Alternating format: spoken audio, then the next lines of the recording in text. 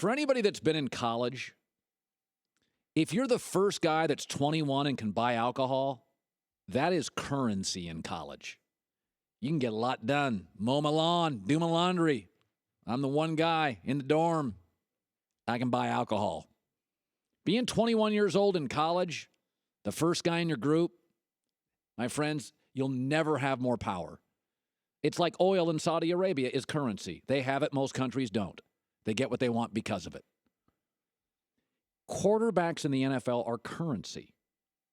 This is why New England's figured it out by drafting one every other year, and why I believe the Indianapolis Colts are in an incredible position. They have Andrew Luck.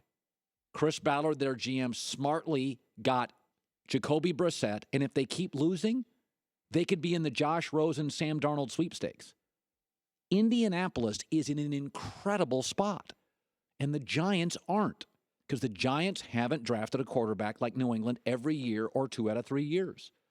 There are times in your life that things beyond money are currency. And in the NFL, quarterbacks are currency. This is why I say, you watch. I'll tell you who's in a great spot in the NFL next year. This year I predicted the Rams and Carolina would double their wins.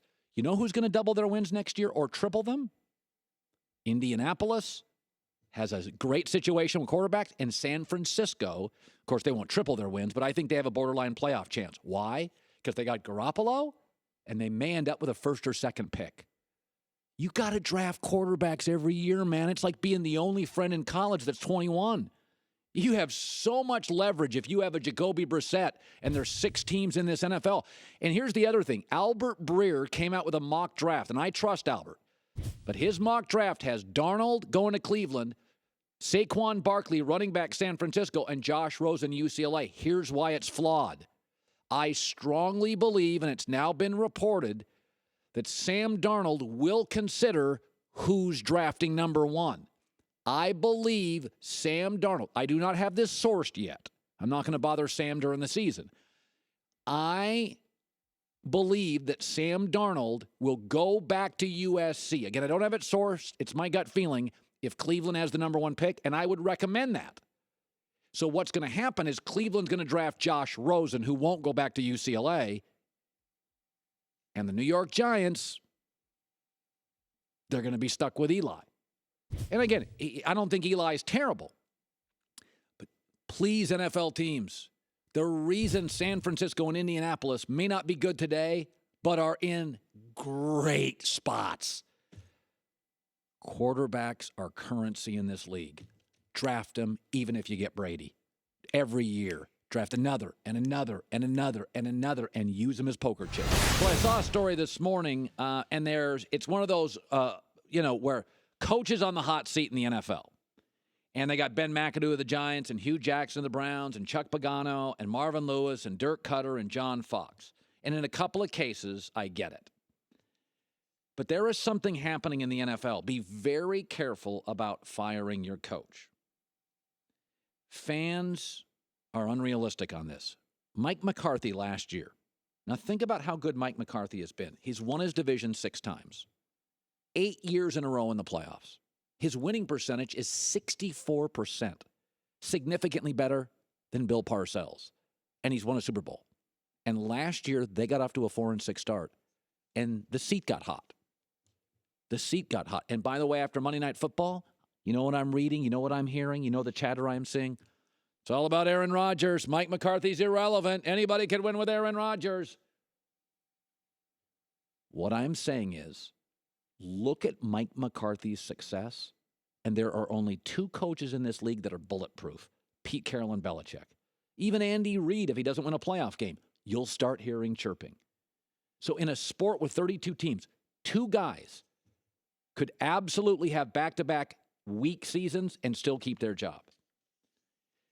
Here's what's happening. In college football, about 10 years ago, college football started paying coaches big boy money. Harbaugh makes $9 million. That's more than any NFL coach. Urban Meyer's in the 6. Saban's in the 7. Chris Peterson's in the 5s. There are lots and lots of college coaches now that make significantly more money than NFL coaches.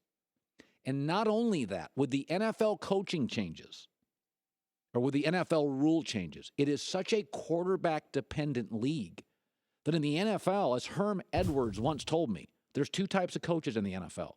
Ones that find an elite quarterback and guys that get fired. Belichick couldn't get the quarterback, fired in Cleveland. So because of the rule changes, which make the NFL overwhelmingly a quarterback-driven league, Green Bay can win a Super Bowl with Aaron, can't win a game without him. Same for New Orleans. Same for a Pittsburgh without a Big Ben. And the combination of college football coaches not only now can make as much as NFL coaches. 10 years ago, they started paying college coaches 2, 3, 4, 5. And they can control their personnel. And you don't have to be great at quarterback to win a national title or to win 10 games. Wisconsin's not great at quarterback.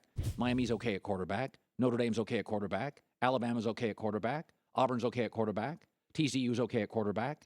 USC's great at quarterback. They won't play for the national championship. UCLA has a great quarterback. They won't make a bowl game.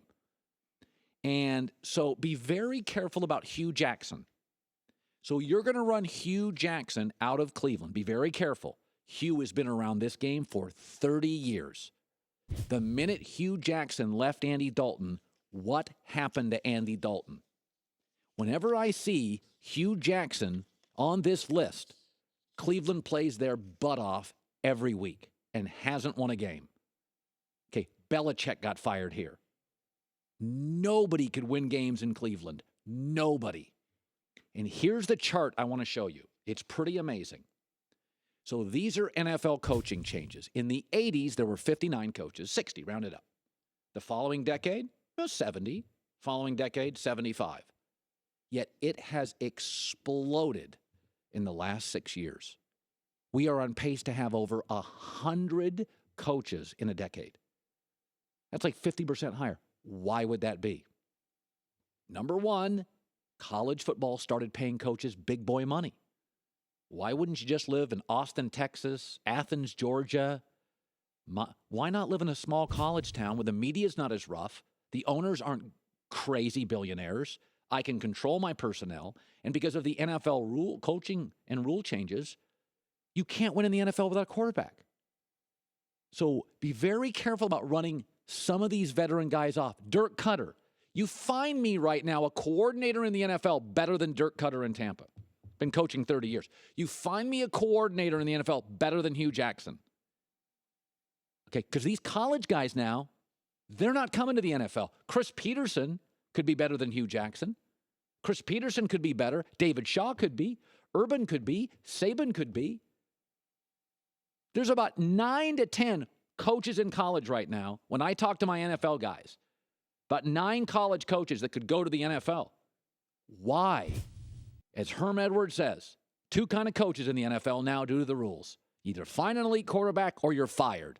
So you run all these old veteran guys off, you'll get stuck with a 37-year-old coordinator. And I know it's working in L.A., but it's not working in a lot of other spots. Thanks for watching. Subscribe here to get the latest from the show. Also, be sure to check out more of the best clips from The Herd or go watch a few segments from the newest show on FS1, First Things First, with Chris Carter and Nick Wright.